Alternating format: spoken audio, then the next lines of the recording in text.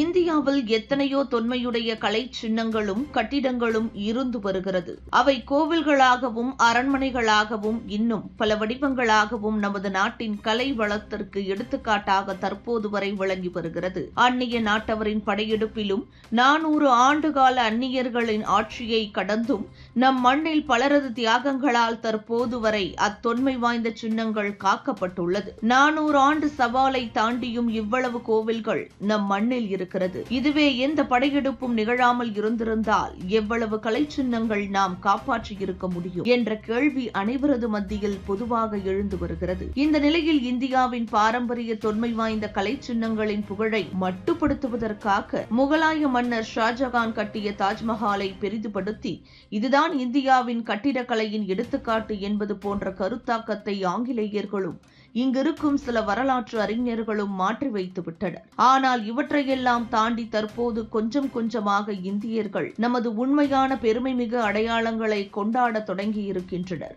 அதேபோல் தாஜ்மஹால் குறித்தும் இதுவரை பேசப்படாத பல கருத்துக்கள் பேசப்படுகிறது.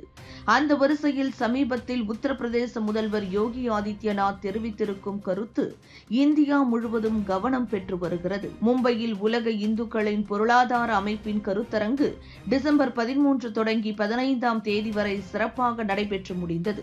இதில் உத்தரப்பிரதேச முதல்வர் யோகி ஆதித்யநாத் கலந்து கொண்டு உரையாற்றினார். அப்பொழுது தாஜ்மஹால் குறித்து பேசிய அவர், இன்று பாஜக ஆட்சியில் தொழிலாளர்களுக்கு நாட்டில் மதிப்பளிக்கப்படுகிறது. அனைத்து வகையான பாதுகாப்பையும் அரசு அவர்களுக்கு வழங்குகிறது. அயோத்தியில் ராமர் கோயில் பிராண பிரதிஷ்டை நிகழ்ச்சிகளை நீங்கள் பார்த்திருப்பீர்கள். இதில் பிரதமர் நரேந்திர மோடி ராமர் கோயிலை கட்டிய கைவினைஞர்கள் மீது மலர்களை தூவி கௌரவப்படுத்தினார். ஆனால் ஆக்ராவில் தாஜ்மஹாலை கட்டியவர்களின் கைகள் துண்டிக்கப்பட்டது. அதேபோல் மிகவும் உரிய வகை துணிகளை நெய்தவர்களின் கைகளும் அக்கால ஆட்சியாளர்களால் துண்டிக்கப்பட்டன. இதன் காரணமாக இன்று அந்த வகை பாரம்பரியமிக்க கலாச்சார துணிகள் முற்றிலும் அழிந்துவிட்டன என்று பேசினார். கடந்த ஜனவரியில் நடைபெற்ற அயோத்தி ராமர் கோயில் பிராண பிரதிஷ்டை நிகழ்வின் பொழுது கட்டுமான பணியில் ஈடுபட்ட தொழிலாளர்கள் மீது பிரதமர் மோடி மலர் தூவி மரியாதை செலுத்தினார். இது அப்பொழுது நெகிழ்ச்சியான சம்பவமாக பார்க்கப்பட்டது. அதை சுட்டிக்காட்டியே யோகி பேசியிருக்கிறார். அதேபோல் ஆங்கிலேயர்கள் வருவதற்கு முன் இந்தியாவில் இருக்கும் கைத்தறி நெசவாளர்களில் மஸ்லின் துணிகள் வெளிநாடுகளுக்கு பெரிய அளவில் ஏற்றுமதி செய்யப்பட்டது.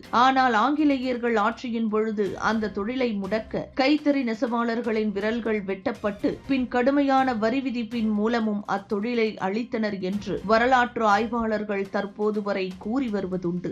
அதை யோகி மீண்டும் மேற்கோள் காட்டியிருப்பது கவனிக்கத்தக்கது.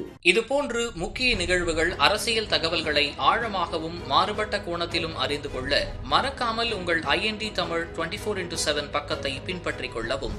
உங்கள் ஒவ்வொரு ஆதரவும் இதுபோன்று பல நிகழ்வுகளின் பின்னணியை அறிய உதவும்.